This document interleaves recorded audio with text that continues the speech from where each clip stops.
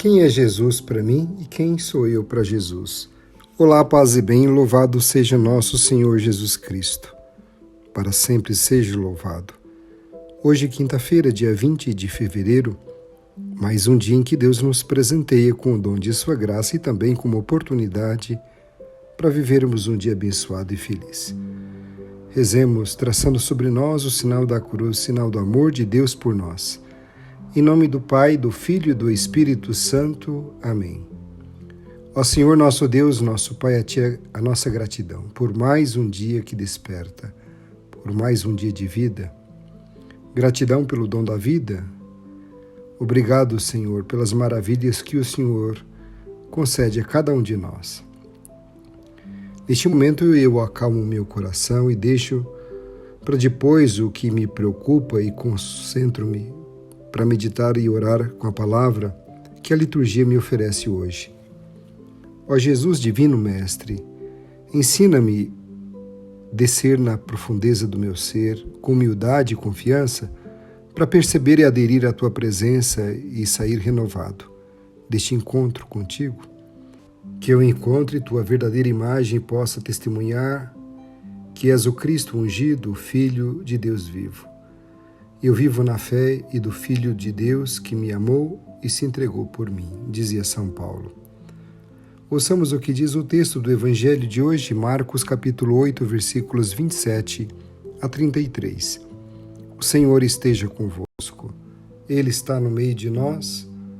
Proclamação do Evangelho de Jesus Cristo segundo São Marcos. Glória a vós, Senhor. Naquele tempo, Jesus partiu com seus discípulos para os povoados de Cesareia de Filipe. No caminho perguntou aos discípulos: quem dizem os homens que eu sou?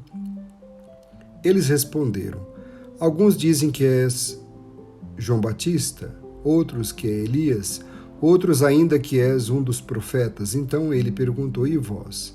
Quem dizeis que eu sou? Pedro respondeu: tu és o Messias.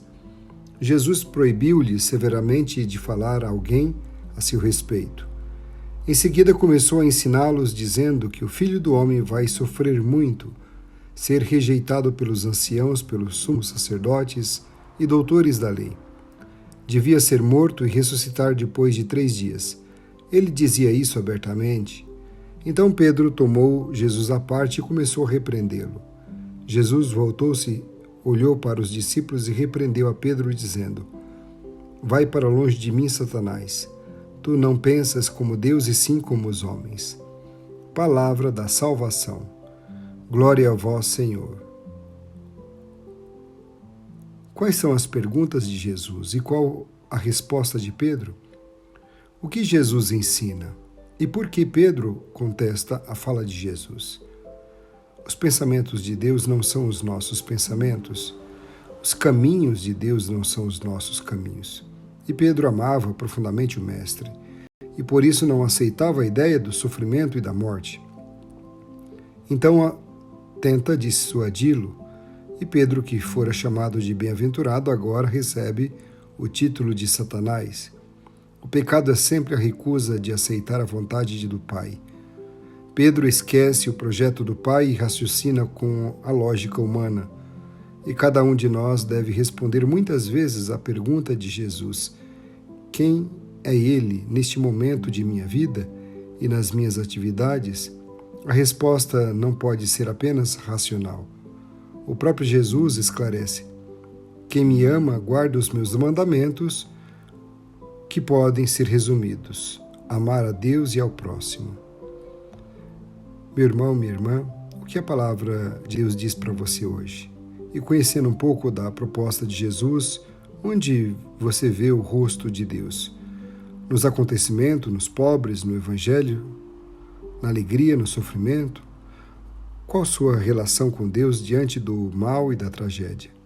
Você procura compreender, reza pedindo sabedoria ou se escandaliza como Pedro? Hoje Jesus nos faz 2 perguntas para saber se nós verdadeiramente conhecemos Jesus e se os outros ao nosso redor sabem ou conhecem quem é Jesus. Será que sabemos e conhecemos verdadeiramente quem é Jesus ou apenas um Jesus fruto da descoberta dos outros, um Jesus de catecismo. E vós, quem dizeis que eu sou? Esta pergunta é dirigida a cada um de nós. Na verdade, é uma pergunta sobre nossa própria identidade que muitas vezes não tem uma definição pela maneira que vivemos. A identidade de Cristo está definida. Ele é o Cristo, o Messias ungido. Ele é o Filho de Deus, cuja substância com Deus é igual, consubstancial. Cada resposta dada para esta pergunta vai definir nosso modo de viver e de conviver. Se confessarmos que Jesus é a luz, então sejamos nós luz para os outros, transmitindo apenas palavras que iluminem a vida dos outros. Se Jesus é a força para nós, então sejamos força para quem se encontra sob o peso da vida e para os desanimados e decepcionados. Se Jesus é o bom pastor, então sejamos fonte de união que rebanha e dá vida para que os outros vivam. Se Jesus é misericordioso, então não julguemos, nem condenemos, nem maltratemos os outros, mas sejamos também nós misericordiosos, prontos para perdoar e para pedir o perdão. E vós, quem dizeis que eu sou? Como se Jesus quisesse dizer a cada um de nós: diga-me, de que maneira você vive e convive para saber quem sou eu para você. É uma pergunta para verificar nosso modo de viver e de conviver e para fazer um exame profundo sobre nossa verdadeira identidade e se realmente somos de Cristo ou não somos dele. Será que os outros percebem na nossa maneira de viver que somos de Cristo? Lembremos-nos o alerta que São Paulo nos escreveu: somos uma carta de Cristo, escrita não com tinta, mas com o Espírito de Deus vivo, não em tábuas de pedra, mas em tábuas de carne, nos corações, que os outros possam ler alguma coisa de Cristo em cada um de nós. E São Paulo acrescentou: somos para Deus o perfume de Cristo entre os que se salvam e entre os que se perdem.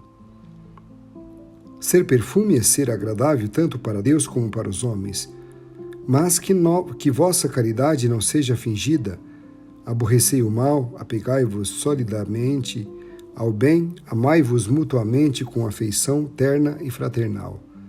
Adiantai-vos em honrar uns aos outros. Pois vós sois concidadãos dos santos e membros da família de Deus, edificados sobre o fundamento dos apóstolos e profetas, tendo por pedra angular o próprio Cristo Jesus. Um homem que nunca se entregou a uma causa superior não atingiu o cimo da vida. Meu irmão, minha irmã, deixe seu coração falar com Deus sobre a fragilidade de nossas emoções e nossos pensamentos, nossa falta de sentido, nossa facilidade em abandonar tudo quando não compreendemos, nossa fé tão vulnerável, nossa alegria enraizada no bem-estar e, sobretudo, peça que Ele nos cure da cegueira espiritual e do imediatismo. Peça a intercessão de Maria Santíssima. Ó Maria Virgem Mãe de Jesus, muitas vezes nos desesperamos e pensamos que tudo está perdido. Intercede, Mãe, por nós, para que na doença e na tribulação encontremos a chave para descobrir o sentido mais profundo de nossa vida, para vivermos uma relação mais íntima com Jesus, que caminha ao nosso lado e jamais nos abandona. Amém. Pai nosso que estais no céu, santificado seja o vosso nome. Venha a nós o vosso reino, seja feita a vossa vontade, assim na terra como no céu. O pão nosso de cada dia nos dai hoje, perdoai-nos as nossas ofensas, assim como nós perdoamos a quem nos tem ofendido. E não nos deixeis cair em tentação, mas livrai-nos do mal. Amém. Ave Maria, cheia de graça, o Senhor é convosco. Bendita sois vós entre as mulheres, e bendito é o fruto do vosso ventre, Jesus.